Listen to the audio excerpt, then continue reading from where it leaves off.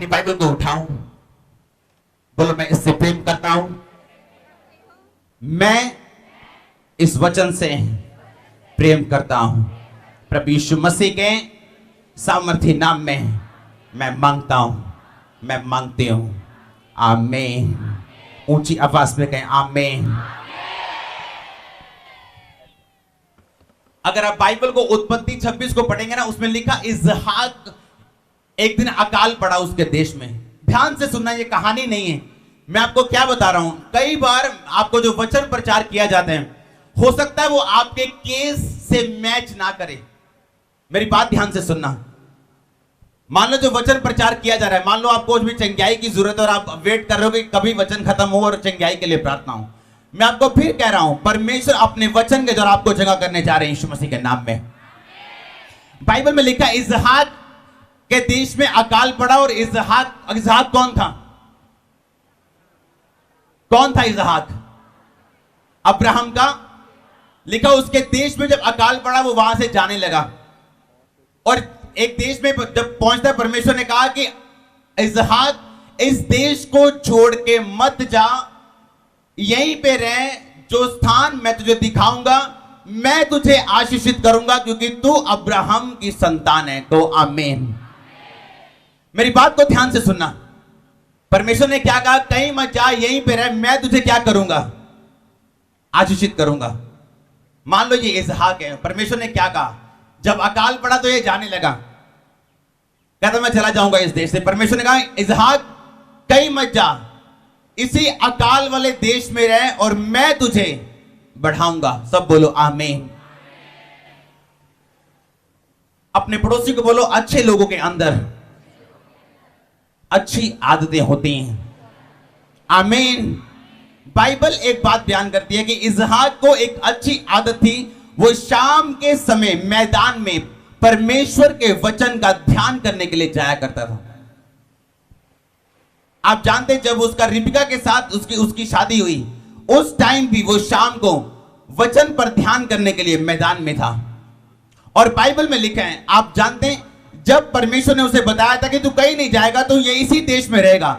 Bible में लिखा उस अकाल वाले देश में जब इसहाक ने अपने बीज को, अपनी फसल को बोना शुरू किया, वो जमीन जिसमें दरारें आ चुकी थी, वो जमीन में 100 गुना फसल इसहाक की आई उसी साल में। मेरी बात को ध्यान से सुनो। और बाइबल कहती है कि उस देश का जो गवर्नमेंट थी, जो सरकार थी, वो उस इसहाक के पास आके बोलती है हमारे देश को छोड़ के चला जा, क्योंकि तेरी प्रॉपर्टी हमारी प्रॉपर्टी से भी क्या हो गई? ज्यादा हो गई। और बाइबल में लिखा एक टाइम आया जब इसहाक ने जब उसी जमीन के नीचे जब खोदा, तो उसको पानी के छुपे हुए चश्मे और पानी की छुपी हुई नदियां मिली। सब बोलो आमीन। अब मेरी बात को ध्यान से समझना। लोगों के मुताबिक वहां फसल नहीं हो सकती थी, लेकिन इसहाक ने कितनी फसल पाई? मैं आपको एक बात बताऊं, कई बार परमेश्वर आपसे बात करते हैं पर आप सुन नहीं सकते। कितनों को मेरी बात समझ आ रही है? कई बार परमेश्वर आपसे बात करता है लेकिन आप सुन नहीं सकते, अगर आप रोज वचन पर ध्यान नहीं करते। कितनों को समझ आ रही मेरी बातें? परमेश्वर का वचन पर ध्यान देने के कारण इसहाक के, जब परमेश्वर ने इससे कहा कि मैं तुझे इसी देश में बरकत दूंगा, तो परमेश्वर के वचन पर ध्यान देने के कारण यह परमेश्वर की आवाज को सुन पाया और वो छुपे हुए सोते जो उस जमीन के नीचे थे उसको मिल पाए। सब बोलो आमीन। आप जानते क्यों आज लोग समझ नहीं पा रहे कि परमेश्वर उनसे कब बात करता है और कैसे परमेश्वर की बात को समझना है? क्योंकि आज परमेश्वर के लोग परमेश्वर के वचन पर ध्यान नहीं देते।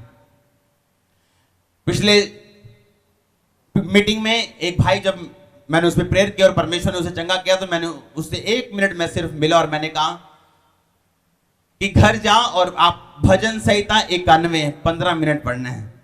कहता आप तो अभी तो प्रचार कर रहे थे कि अकेला भजन संहिता पढ़ के कुछ नहीं होना। मैंने कहा मैंने भजन संहिता 91 पढ़ाना बंद नहीं किया। मैं ये कह रहा हूं कि अकेला इसको पढ़ के तू पास नहीं हो सकता। अकेला थर्स्टी ग्रो पढ़ के तू पास नहीं हो सकता। अकेला माई फ्रेंड का ऐसे पढ़ के तू पास नहीं हो सकता। भजन संहिता 91 और 51 बुरा नहीं है, लेकिन अगर अकेला पढ़ोगे तो आप अधूरे रह जाओगे। कितनों को समझ आ रही मेरी बात? बाइबल के मुताबिक इसहाक जो था उसका ध्यान हमेशा परमेश्वर के वचनों पे लगा रहता था। आप जानते हैं उसके भाई ने, इसहाक का भाई कौन था? इश्माइल। कौन? इश्माइल की पत्नी जो थी वो परमेश्वर की ओर से नहीं थी। इश्माइल की पत्नी जो थी परमेश्वर की जाति में से नहीं थी। लेकिन अब्राहम का बेटा जो वचन पे ध्यान लगा के रखता था, उसकी जो पत्नी थी वो उसी की जाति में से, उसी के रिश्तेदारों में से थी। कितनों को समझ आ रही मेरी बात? क्यों? क्योंकि अब इसहाक एक बात जानता था कि अगर मैं परमेश्वर के वचनों को पूरा नहीं करूंगा, मेरी आत्मिक आंखें अगर बंद रही, तो आने वाले दिनों में जो आशीष परमेश्वर मुझे देने वाले हैं। क्योंकि बाइबल एक बात बताती है, जब परमेश्वर ने पतरस को पूछा था कि पतरस, लोग मुझे क्या कहते हैं, तो पतरस ने क्या कहा था? कुछ तुझे क्या कहते हैं? लोग क्या कहते हैं? कोई यिर्मयाह कहता है, कोई भविष्यद्वक्ता कहता है, कोई यूहन्ना कहता है परमेश्वर तेनू वखरे वखरे लोग वखरे वखरे गल्लां कहंदे हैं सारे। कोई कहता तू यशायाह है, कोई कहता तू यिर्मयाह है, कोई कहता तू यूहन्ना है, कोई कहता तू एलियाह है। परमेश्वर ने कहा तू मैनू की कहना है? कहना परमेश्वर तू जीवते परमेश्वर दा बेटा मसीह है। परमेश्वर ने क्या इस करके कि तेरे उत्ते एक गल प्रगट की गई और तेनू इस पे इतना पता है, मैं तेरे उत्ते एक वड्डी कलीसिया बढ़ावांगा और शैतान दे फाटक उसते कभी भी प्रबल नहीं होंगे। सबको आमीन। कब मिली पतरस को आशीष? जब पतरस पे एक भेद प्रकट किया गया। आप जानते हैं परमेश्वर किसी का पक्षपात नहीं करता। इसहाक को क्यों आशीष मिली? क्योंकि इसहाक का जो ध्यान था बाइबल के मुताबिक वो 24 घंटे परमेश्वर की व्यवस्था पे लगा हुआ था। इम्पॉसिबल है, मेरी बात को ध्यान से समझना। आपकी जो आशीष है वो वचन के पीछे और रेवलेशन यानी एक भेद के पीछे जो परमेश्वर सिर्फ आप पे जाहिर करते हैं। और बाइबल बताती जब तक अगर पतरस के ऊपर वो भेद ना प्रकट किया जाता तो वो आशीष पतरस को नहीं, शायद उसके पड़ोसी को, किसी और चेले को दी जाती।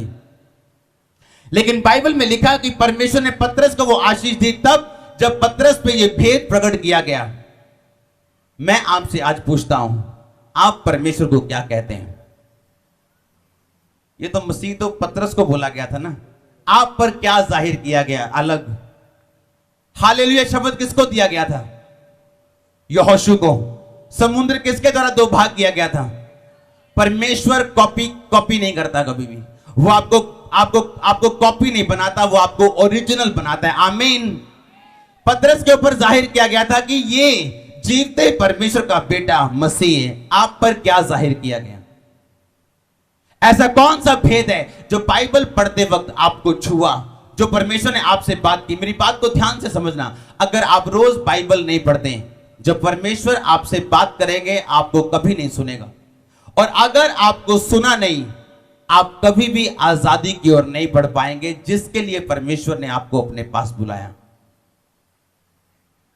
कितनों को समझ आ रही मेरी बातें?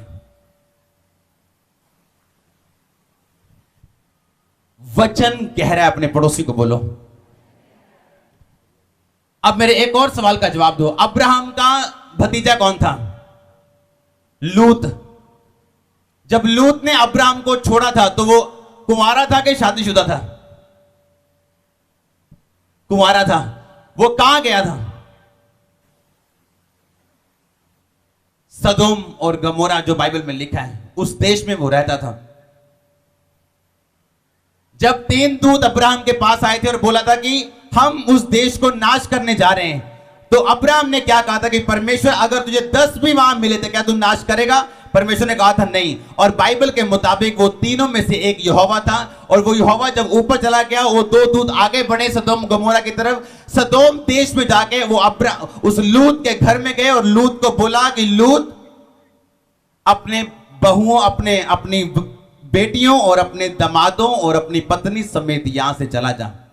और आप जानते हैं जब लूत अपने दामादों के पास गया, वो उसकी बात सुनी कि नहीं सुनी उन्होंने, दामादों ने। आप अगर आप वचन नहीं पढ़ते हैं, आप सिर्फ मेरी ओर देखेंगे कि जो, हाँ जी तुसी दसो जी, सामने पता नहीं ऐसी सुनी कि नहीं सुनी दामादों ने। क्या बोलते हैं बाइबल में लिखा, जब आप बाइबल को ध्यान से पढ़ते हैं, उसमें लिखा कि दामादों की दृष्टि में लूत एक मजाक करने वाला व्यक्ति जान ठहरा। दामादों ने उसका मजाक उड़ाया। क्यों? आप जानते हैं क्यों? हर एक व्यक्ति अपनी फाउंडेशन से, अपनी नींव से धोखा खाता है हमेशा। कितनों को मेरी बात समझ आ रही है? मैं आपको समझाता हूं, आज का वचन गहरा आपको समझ आनी चाहिए। मैं अंदर प्रार्थना करूं आपको समझ आए। आप जानते हैं लूत परमेश्वर को जानता था, उसकी बेटियां परमेश्वर को जानती थी क्योंकि लूत उन्हें समझाता था। उसकी पत्नी जो थी वो परमेश्वर, वो नॉन क्रिश्चियन जातियों में से थी, और बाइबल के मुताबिक जो उसके दामाद थे वो भी नॉन क्रिश्चियन लोगों में थे। और जब लूत ने बताया कि मेरे सन इन लॉ, मेरे बेटों, अच्छा दूत ने मुझको बोला है इस देश पर अभी बारिश आएगी, उसकी गंधक की, आग की बारिश आएगी और हम सब मर जाएंगे।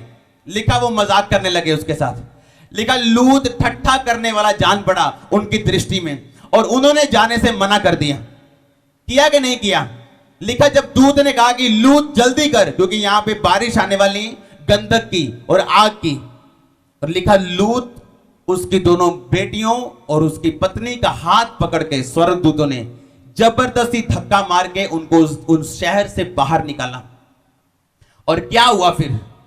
बारिश आई। किसकी? आग की बारिश। दामाद क्यों नहीं जा सके लूत के साथ? फाउंडेशन,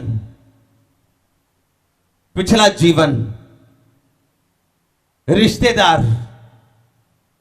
आज कोई वचन परमेश्वर का बोलता है, आपने बपतिस्मा लेना है, प्रभु में बढ़ना है। अच्छा, जब घर जाएगा कौन सी चीज लड़ती है उसके साथ? उसकी फाउंडेशन। अगर आपने अपनी फाउंडेशन, अपनी नींव को काबू कर लिया, आप वहां खड़े होंगे यीशु मसीह के सामर्थ्य नाम में। मेरी बात को ध्यान से समझना। क्या किया उस लूत के दोनों सन इन लॉ ने? कहते हम नहीं जाएंगे। क्यों? क्योंकि कभी परमेश्वर को देखा ही नहीं था। और जब उनके दामादों ने बात की होगी अपने माता पिताओं से कि वो लूत मेरा सोरा है, कहता ही कि अपा तो छाट के चल दिए तो अग दी बारिश आनी। ओए तू पागल हो गया? कभी अग दी बारिश भी आई, कभी गंधक भी बरसी, कभी अग दी बारिश भी आई, कभी ऐसा भी होया कि लोग नाश हो गए। ऐसा हो सकता है? नहीं, असि नहीं जाना, छाट भरा पागल है, तेरा सोरा पागल हो गया। उन्हों की पता की है। लूत की पत्नी को साथ जाना पड़ा क्योंकि उसका पति जा रहा था। परमेश्वर के दूत ने कहा था पीछे मुड़ के मत देखना। लूत की पत्नी ने क्या किया? क्या बन गई? कारण क्या था? नींव। कारण क्या था? क्योंकि लूत के घर वाले कहां थे? पीछे। रिश्तेदार कहां थे? जब पीछे देखा क्या बन गई? अपने पड़ोसी को बोलो अपनी नींव को हैंडल कर। अगर तूने नींव को हैंडल कर लिया, तेरी जिंदगी गवाहियों के साथ वापिस आएगी। कितनों को समझ आ रही है? आज का वचन कह रहा है, मैं जानता हूं आज का वचन कह रहा है, लेकिन मैं पूरी कोशिश कर रहा हूं आपको समझाने की। किसने धोखा दिया लूत के दामादों को? उसकी नींव ने। आज जब लोगों को बोलते हैं ओके अब आप परमेश्वर में, अभी आपको हो सकता दुख आए, आपको परीक्षाएं आए, लेकिन आपने अड़े और खड़े रहना है। आप ध्यान देना, कौन धोखा देगा आपको? आपकी नींव। खासकर वो लोग जो बॉर्न क्रिश्चियन नहीं है, खासकर वो लोग जो जन्म से मसीह नहीं है, कौन धोखा देता है उनको? उनकी नींव। आप जानते हैं ये गहरा वचन, मैं आपको ये नहीं दूंगा, लेकिन मैं आपको थोड़ा सा समझाता हूं। जब परमेश्वर यीशु मसीह ने पतरस को आशीषित करके बोला था पतरस योना के पुत्र, इसका मतलब क्या था? परमेश्वर ने उसकी नींव को हैंडल कर लिया था।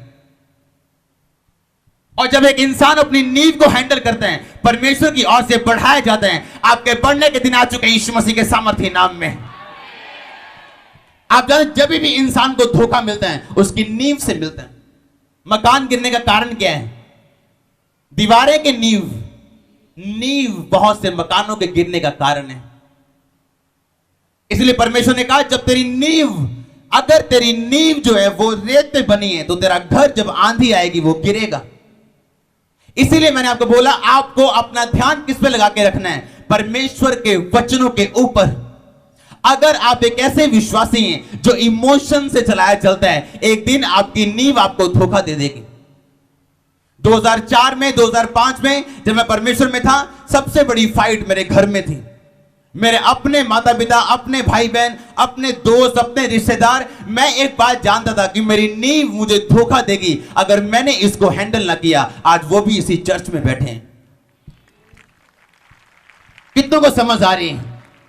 लूत के दामाद क्यों नहीं जा पाए उसके साथ? उनकी नींव, माहौल, रिश्तेदार, माता पिता जो मसीह में नहीं है, वो सब चीजें जो वचन कह रहा है, जो लूत कह रहे हैं, मैच नहीं करती उनकी सेंस के साथ, उनकी समझदारी के साथ। लेकिन लूत जानता था कि जो परमेश्वर कह रहे हैं, चाहे वो इंसानी दृष्टि के साथ इम्पॉसिबल है, लेकिन वो होगा ही होगा। हालेलुया। अगर एक विश्वासी अपनी नींव हैंडल कर ले, मैं आपको बता रहा हूं जो मैंने फेस किया है और जो जहां आज मैं हूं, आप उन्हीं आशीषों को टेस्ट करेंगे यीशु मसीह के नाम में। बाइबल बताती है इसहाक, इसीलिए मैं आपको बता दूं क्यों आज एक विश्वासी सफल नहीं हो पाता। पहली बात, बाइबल नहीं पढ़ता हूं। अगर सुनेगा भी तो सिर्फ भजन संहिता 91, भजन संहिता 52, भजन संहिता 86। बेस्ट फ्रेंड का ऐसे याद करके आप पास नहीं हो सकते, आपको पूरी पूरी बुक पढ़नी पड़ेगी। अगर आप 10 चैप्टर भी बाइबल के रोज पढ़ें, 4 महीने में आप पूरी बाइबल पढ़ लेंगे।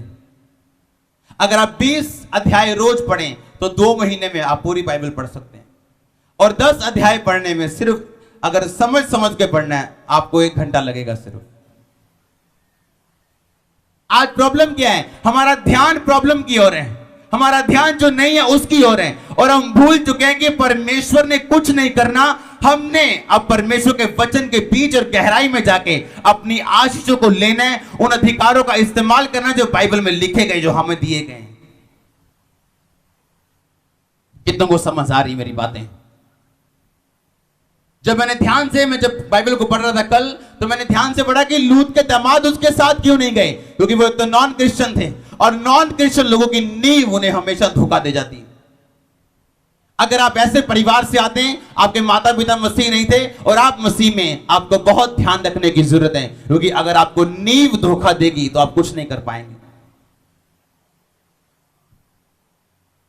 इसलिए परमेश्वर ने कहा था, मेरी बातें सुनने वाला व्यक्ति उस व्यक्ति के समान है जिसने अपना घर कहां बनाया?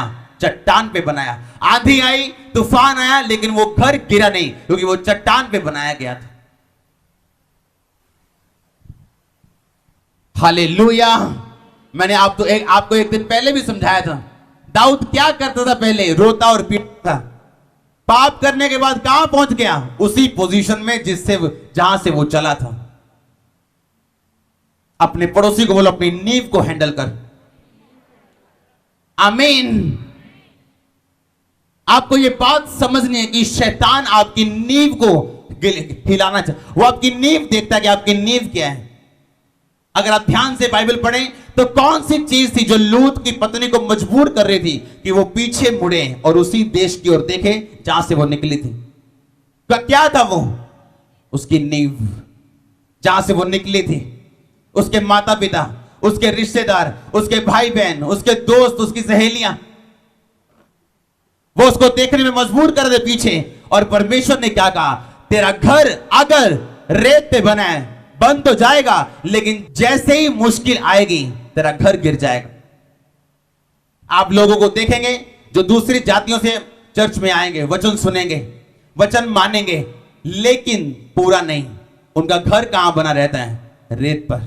आपको वो भी तालियां बजाते मिलेंगे, बाइबल पढ़ते मिलेंगे, रोजे रखते भी मिले हो सकते हैं, लेकिन जैसे ही आंधी आई, जैसे ही ताड़ना आई, जैसे ही कलेश आया, जैसे ही किसी ने समझाया कि नहीं हमें ऐसा नहीं करना है, नींव क्या देगी? धोखा देगी। और अगर वचन समझें, अगर आपको पता है कि शैतान नींव के द्वारा आपको गिराने की कोशिश कर रहे हैं, आप समझ जाएंगे कि मुझे इस बात में संभल के रहना है, क्योंकि परमेश्वर हो सकता है आप ही को इस्तेमाल करे, आपके घराने को, आपके रिश्तेदारों को बचाने के लिए, यीशु मसीह के नाम में। कितनों को समझ आ रही आज? कोई जन मैं आपको चैलेंज करता हूं, अगर वचन पे ध्यान नहीं देता, वो परमेश्वर की आवाज को कभी नहीं सुन सकता। जो बाइबल रेगुलर नहीं पढ़ता, वो परमेश्वर की आवाज को नहीं सुन सकता। और कहां है आशीष? परमेश्वर की आवाज के पीछे। पतरस को कलीसिया देना आसमान से चुना गया था या नीचे आके चुना गया था? पहले से नहीं चुना गया।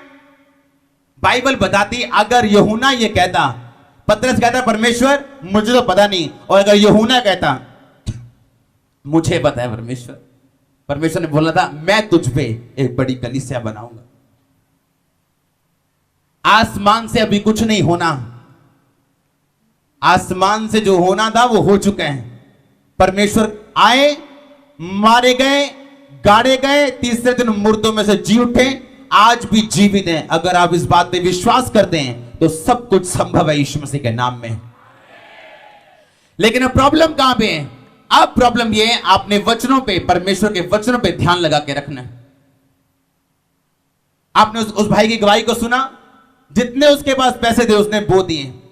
मैं आज भी जानता हूं, जब ये साउंड सिस्टम लेना था, आज तो बहुत बड़ा ये साउंड सिस्टम है, लेकिन जब 2011 में हम पूरा साउंड सिस्टम किराए पे आता था और हम 30,000 महीना किराया देते थे, और बड़ा मुश्किल था किराया देना, और हम पैसा इकट्ठा कर रहे थे कि परमेश्वर हमने साउंड लेना। मैं जमा कर रहा था अपने बिजनेस से, कलीसिया से, इधर उधर से, और एक दिन मेरे पास 1,00,000 कुछ हजार रुपए थे और वो बैंक में थे, और परमेश्वर ने रात को मुझसे कहा अभी 1,00,000 रुपए ट्रांसफर कर उस सेवक के खाते में। रात को नेट ट्रांसफर रात को होता है, पैसा उसी समय कट जाता है, उसको मिलता 12 बजे के बाद है।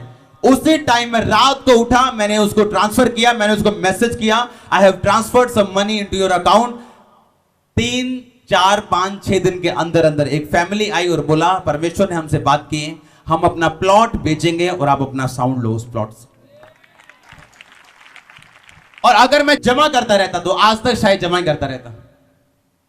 दिमाग क्या कहते हैं? कुछ और। परमेश्वर का वचन क्या कहता है? कुछ और।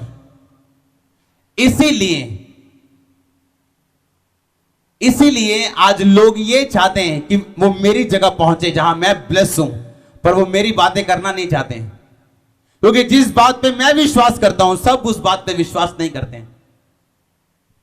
हालेलुया। ये मैं आपको सीरियस वचन दे रहा हूं। अगर एक विश्वासी का ध्यान वचनों पे लग जाए,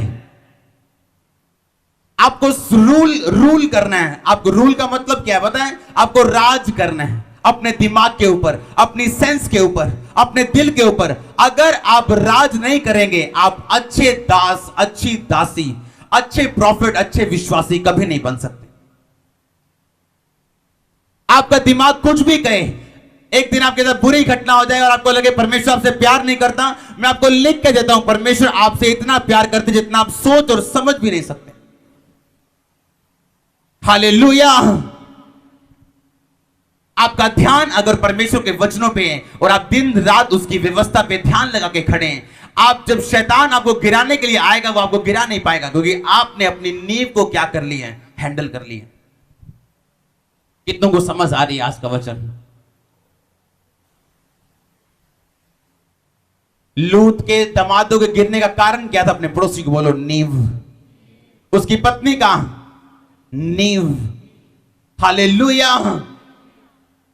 और बाइबल बताती जब तक एक विश्वासी परमेश्वर के साथ बैठकर टाइम नहीं बिताता, कुछ रेवलेशंस ऐसी हैं जो परमेश्वर सिर्फ आपको देना चाहते हैं। मैं आपको प्रचार कर रहा हूं, लेकिन कुछ चीजें ऐसी हैं जो पवित्र आत्मा ही आप पर जाहिर करेगा, आपको उस परिस्थिति में छुड़ाने के लिए जिसमें आप इस समय बैठे हैं, इस समय आपका परिवार या इस समय आपका बिजनेस उस परिस्थितियों से निकल रहा है। मैं आपको खोल के दिखाता हूं, खोलो उसे, सब ध्यान से देखना। ये वो वचन है जो परमेश्वर ने मुझे आपके लिए दिए हैं।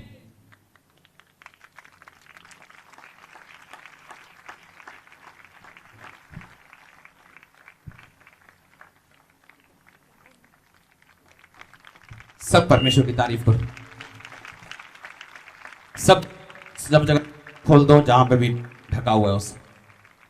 क्या लिखा है?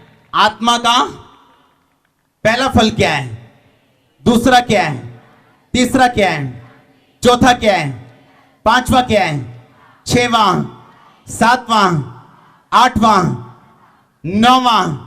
परमेश्वर की तारीफ करो सब जन।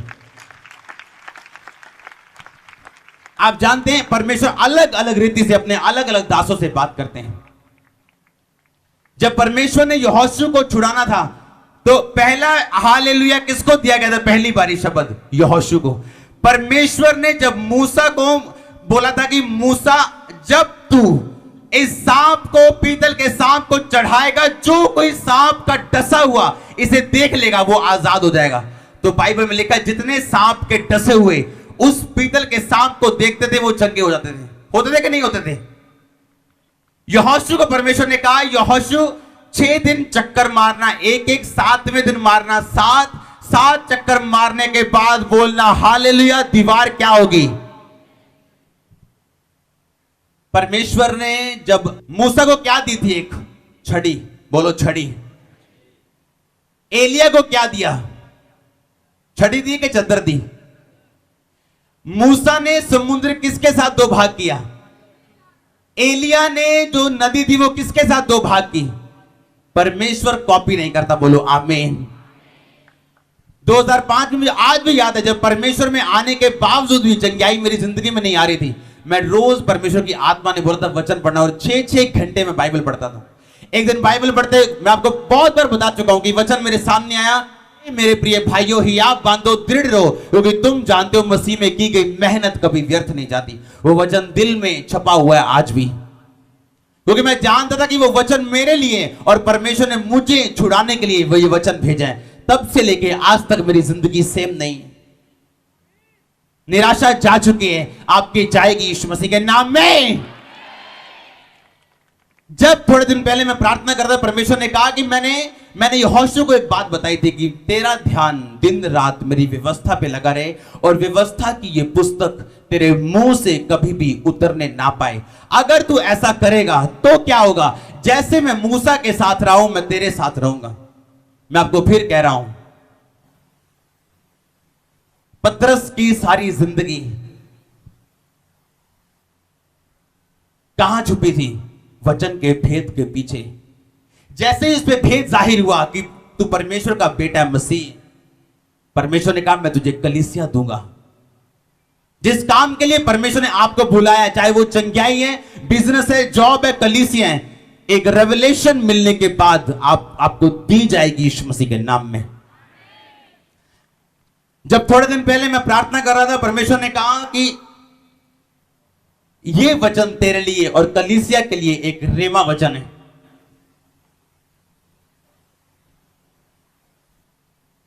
मैंने स्पेशल लिखा है कि मेडिटेट दिस वर्स, कि इस वचन को आपने ध्यान करना है। रात को सोने से पहले 2 मिनट, सुबह उठने के एकदम बाद 2 मिनट। सबको मंजूर है? आपने सिर्फ रात को जब सोना है उससे पहले कितने मिनट? सिर्फ 2 मिनट मैं आपको बोल रहा हूं। जब आपने सुबह उठना है तो कितने मिनट? सिर्फ 2 मिनट। पहला क्या है? और मैं आपको पूरा साल सिर्फ इन्हीं फलों के बारे में बताने वाला हूं। 2015 पूरा साल। एक वचन लिखा है, उसके नीचे लिखा इन बातों के विरोध में। कौन सी बातें? ये 9 बातें। कहता है इनके विरोध में कोई भी व्यवस्था नहीं। यहोशू को क्या कहा था परमेश्वर ने कि मेरी व्यवस्था पे क्या करना दिन रात। और नए नियम में क्या लिखा है? अब व्यवस्था बदल चुकी है, अब ये क्या हमारी है? पढ़ो गलातिया 5 उसकी 22 आयत को, मैं आपको समझाता हूं। पढ़ो सब जन, गलातिया 5 उसकी 22 आयत। अगर गलातिया आपको मिल नहीं रहा तो इसका मतलब आपको बाइबल में प्रैक्टिस करने की जरूरत है। और गलातिया कुरिन्थियों के आगे, कुरिन्थियों की पुस्तक उसके आगे गलातिया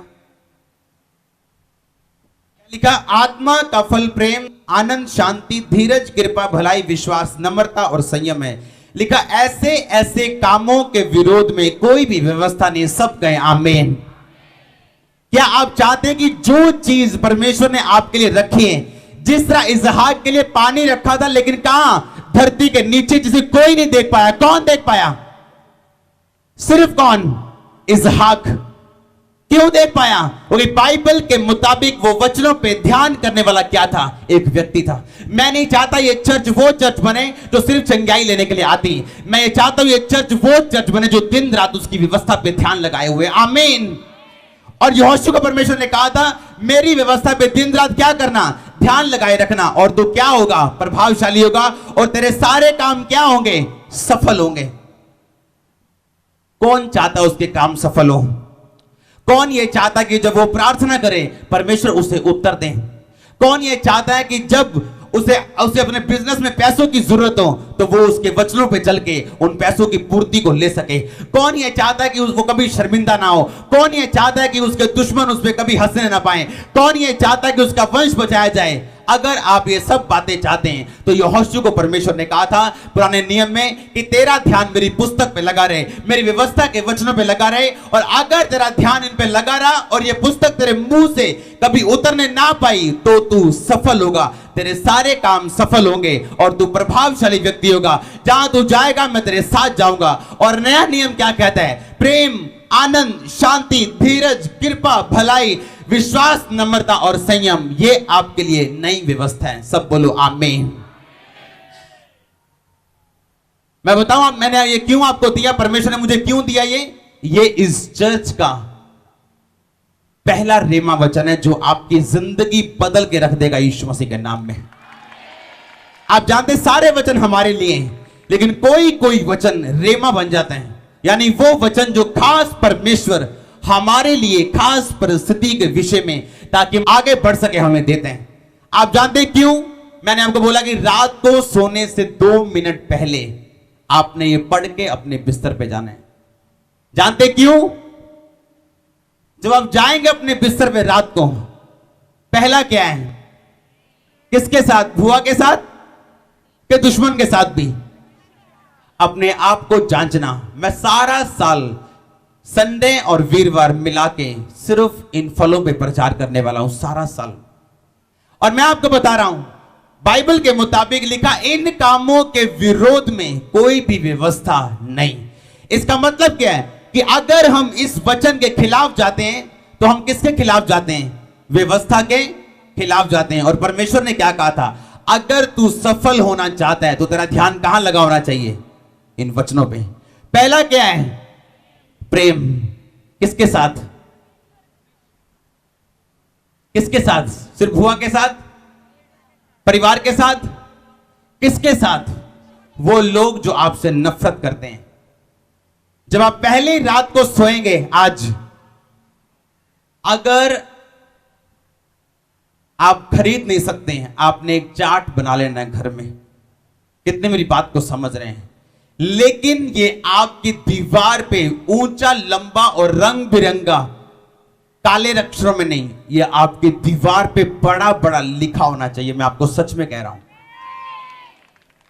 रात को सोने से पहले क्यों? पहला क्या? दूसरा क्या? अपने आप को जांचना है कि क्या मैं आनंद में हूं या नहीं हूं। अगर मैं आनंद में नहीं हूं, कौन सी चीज है जो मेरे आनंद को खराब कर रही? क्या मैंने किसी को माफ नहीं किया इसलिए मैं आनंद में नहीं हूं?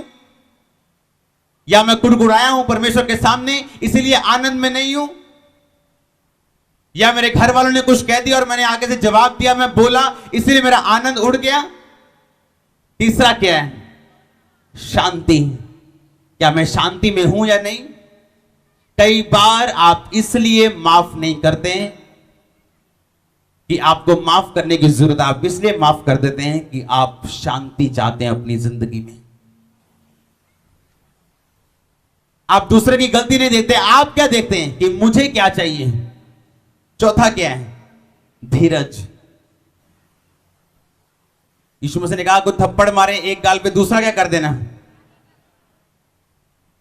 मान लो ये संयम होगा कि एक बार थप्पड़ मारा, दूसरी बार आगे कर दिया, एक बार फिर खा लिया, ये क्या हो गया? संयम। अगर कोई बार बार मारे तो उसे धीरज कहते हैं। किसी ने एक बार गाली निकाली, आपने माफ कर दिया, फिर दिमाग की भी जो जे तू दूजी वाली गड्डी ना तो मैं पिछली भी तेरी नालों नाली साफ कर देना तेरा। तो परमेश्वर ने क्या कहा? धीरज। पांचवा क्या? छठवां क्या? भलाई। मैं आपको एक एक करके एक्सप्लेन करूंगा पूरे 2015 में, ये छोटा विषय नहीं।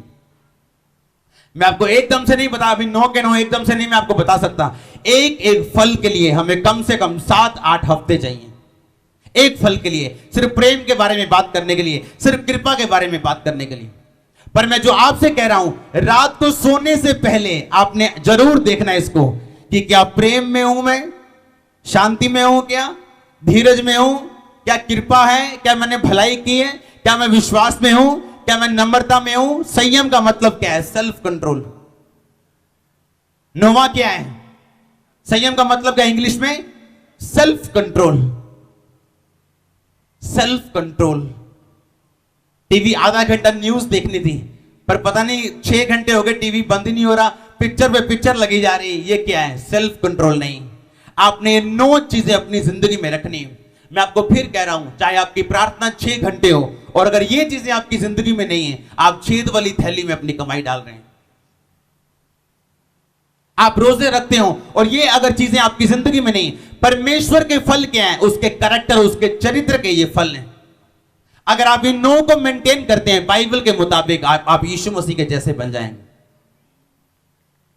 आपको समझ नहीं आई मैंने क्या कहा? आप सोए लगते हैं आज, या वचन ज्यादा गहरा हो रहा है आज? मैंने कहा अगर आप ये 9 फॉलो करते हैं, आप यीशु मसीह के जैसे बन जाएंगे। नाम का मतलब क्या है? यीशु के नाम का मतलब क्या है? अनोमा का मतलब क्या है? चरित्र। यीशु ने कहा कि जब तू मेरे चरित्र में जाएगा, दुष्ट आत्मा को डांटेगा, वो क्या होंगी? वो भागेंगी। और बाइबल बताती ये 9 चीजें यीशु का चरित्र है। आज लोग बोलते हैं मैं यीशु मसीह के चरित्र में हूं। कैसे? यीशु मसीह ने कहा था उसके गिफ्टों से मत पहचानना। किससे पहचानना? पेड़ को किससे पहचानना? लंबाई से, चौड़ाई से? मेरे को आवाज नहीं आ रही? नहीं नहीं नहीं नहीं, ऊंची आवाज में। बाइबल का वचन सिंपल है और पावरफुल है। यीशु मसीह ने कहा जब तू पेड़ को देखे तो किससे पहचानना? फलों से। एक व्यक्ति जो प्रेम में है वो कभी दूसरे पास्टर की खिलाफत नहीं करेगा। जो कलीसिया प्रेम में है वो कभी दूसरी कलीसिया को खराब करने के लिए उसकी पास्टर की बुराई नहीं करेगी। और यीशु मसीह ने क्या कहा? उसके फलों से तुम क्या करोगे उसको। आपको समझ नहीं आ रही लगता आज कि ज्यादा गहरा हो रहा है? ऊंची आवाज में को फलों से। आमीन। ये आपके घरों में लगे और टंगे होने चाहिए, और कलर के साथ। सुबह उठने के बाद जब आप फिर जाएंगे अपने काम पे, आप समझ जाएंगे आज आपको किसको माफ करने की जरूरत है, आज आपको किस रीति के साथ चलने की। क्योंकि बाइबल ये कहती कि शैतान कब जाएगा? यीशु ने कहा मेरे नाम में तुम पिता से कुछ भी मांगोगे, मेरा पिता तुम्हें क्या करेगा। सिकवा के 7 पुत्रों ने क्या किया था? दुष्ट आत्मा को बोले, ए दुष्ट आत्मा, जिस यीशु का प्रचार पौलुस करता है उस यीशु मसीह के नाम में इसको छोड़ और चली जा। दुष्ट आत्मा ने क्या कहा? कहते पौलुस को हम पहचानते हैं, यीशु को जानते हैं, तू कौन है? क्या वो यीशु के नाम का इस्तेमाल नहीं कर रहे थे? कर रहे थे, लेकिन बाइबल में सिर्फ वो नाम नहीं है। बाइबल के मुताबिक यीशु नाम का मतलब है अनोमा। अनोमा का मतलब है कैरेक्टर, चरित्र। यीशु ने कहा जब तुम मेरे चरित्र में होके पिता से मांगोगे, मेरा पिता तुम्हें देगा।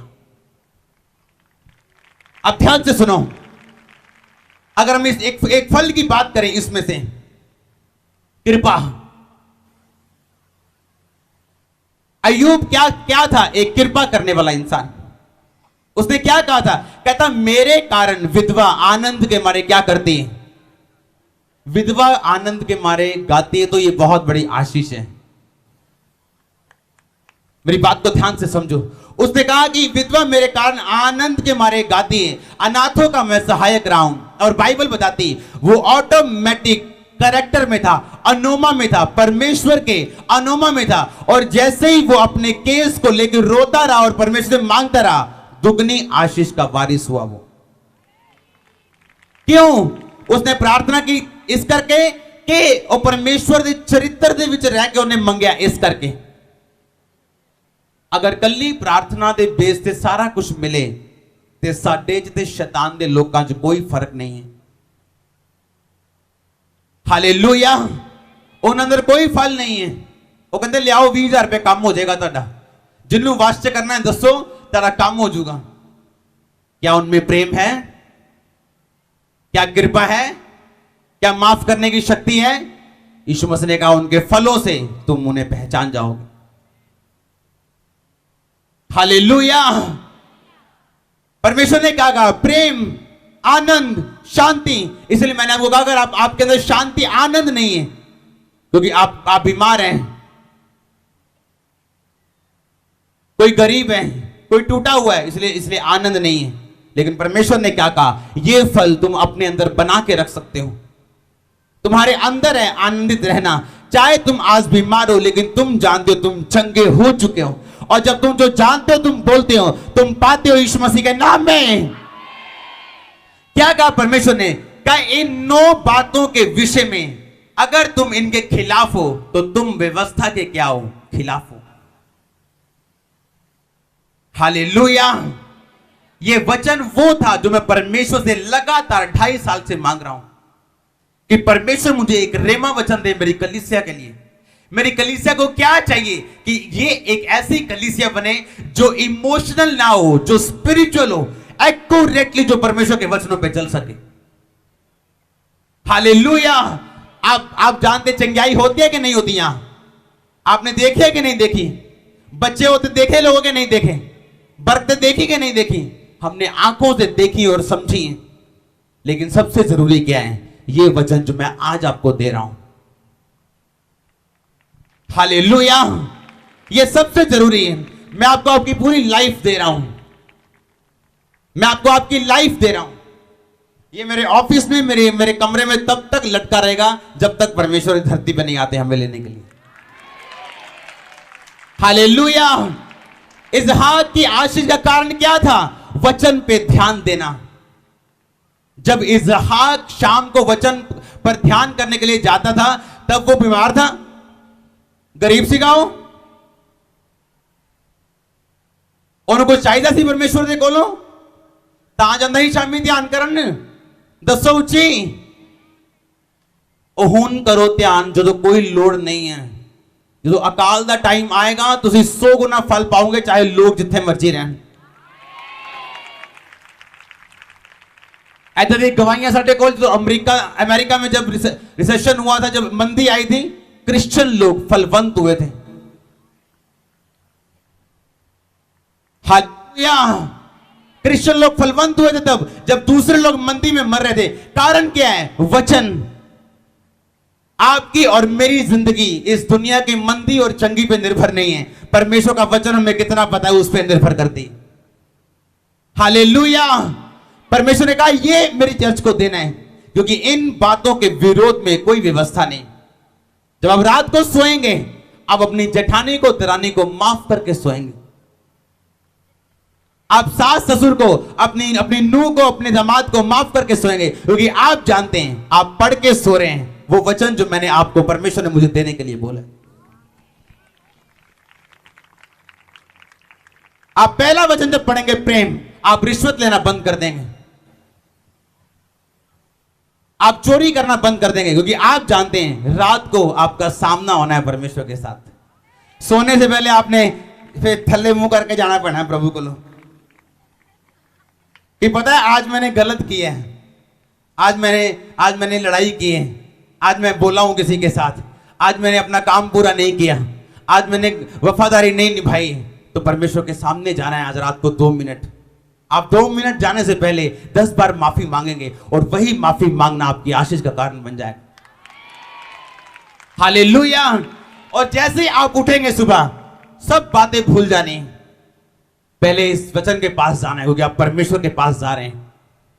आपने फिर देखना कि क्या ये 9 बातें आपकी जिंदगी में है या नहीं। 9वां संयम सेल्फ कंट्रोल है। संयम का मतलब सेल्फ कंट्रोल। आपने लिख लेना इसे अपनी कॉपी में। जब आप संयम पढ़ेंगे आपको पता हो आप सेल्फ कंट्रोल की बात कर रहे हैं। आमीन। इसहाक उस समय नहीं गया जब इसहाक अकाल में चला गया कि चलो भाई ओ मुंडियो किथे हो, ओ काल पे आ गया, चलो चलिए प्रभु दे वचन ध्यान करन चलिए। भैया काल पे आ गया, चलो प्रभु ने याद करिए, चलो रोजे रखो सारे जने, रोजे रख के दुआ करिए। स्टपनी की तरह बाइबल को इस्तेमाल मत करो, स्टपनी की तरह प्रेयर को इस्तेमाल मत करो। कई बार आपकी स्टपनी भी पंचर निकलेगी और आप रोड पे लिफ्ट मांगते नजर आएंगे लोगों से। हालेलुया। इसहाक के अंदर एक आदत थी रोज वचन पे ध्यान करने की, शाम के टाइम जाना मैदान में वचन पे ध्यान देना। आज क्या सुना था, अपने पिता से क्या सीखा था, मैंने उसी वचन पे ध्यान देना है। और लिखा जब अकाल पड़ा परमेश्वर की बात को सुन पाया, जब बात सुन पाया वो मरा नहीं, भूखा नहीं मरा, 100 गुना फल लेके आया। अगर आप चाहते हैं, आप जानते हैं मैं दुनिया में जाता हूं, इंडिया में जो पास्टर बहुत बड़ी कलीसियाएं जिनकी, वो हैरान है इस कलीसिया से। मैं आपको फिर कह रहा हूं, अगर आप चाहते लोग हैरान हो, लिखा पतरस और यूहन्ना ने जब लंगड़ा था लोग हैरान होते थे कि ये क्या हो रहा है। अगर आप चाहते हैं आपकी लाइफ को देख के लोग हैरान हो, तो ये वचन आपकी जिंदगी का हिस्सा होने चाहिए। हालेलुया। पहला क्या है, कौन सा प्रेम? वो बॉयफ्रेंड गर्लफ्रेंड वाला प्रेम नहीं। बाइबल में लिखा है जो व्यक्ति संसारिक प्रेम है, जो संसार का प्रेम है, वो परमेश्वर की ओर से नहीं। संसारिक मित्रता परमेश्वर से पैर रखने के बराबर है। इसीलिए आज लोग कंफ्यूज हैं।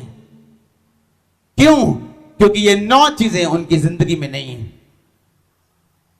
सबको आमीन, हालेलुया। जब आप रात को जाएंगे आप वचन को पढ़ने के लिए कि परमेश्वर, आपको पता है कि रोज आज के बाद, आज रात के बाद, आज शाम के बाद रोज आपका परमेश्वर के वचन से सामना होगा। दिन और रात आपको पता होगा कि मैंने इन 9 चीजों को अपनी जिंदगी में बना के रखना है। यह आसान नहीं है। कई बार आपके फैमिली में, आपके करीबी लोगों में ऐसा माहौल होगा कि आप बहस करें, आप बोलें क्योंकि आप सही हैं, लेकिन अगर ये वचन आपके सामने होंगे आप चुप कर जाएंगे। एक चुप थे तो जानते हो बहुत बढ़िया। हालेलुया। एक चुप किन्ने सुख 100। ऐसा ही कर लें। इसहाक उदों नहीं किया जो प्रॉब्लम आई। इसहाक दे अंदर पहला तो आदत सीगी। आमीन। अयूब ने उदों विधवावां नहीं लभियां, अनाथ नहीं लभे जो मुसीबत आई, उदों वो हेल्प करता सीगा जो स्थिर सीगा, चौकस सीगा, खड़ा सीगा परमेश्वर दे विच। आमीन। अपने हाथों को उठाओ, बोलो परमेश्वर आज मैं तैयार हूं और मैंने जो वचन आज सुने उन पे चलने के लिए। अपने हाथों को उठाओ ऊंची आवाज में कि परमेश्वर मैं इन वचनों पे अपने मन को लगाता हूं।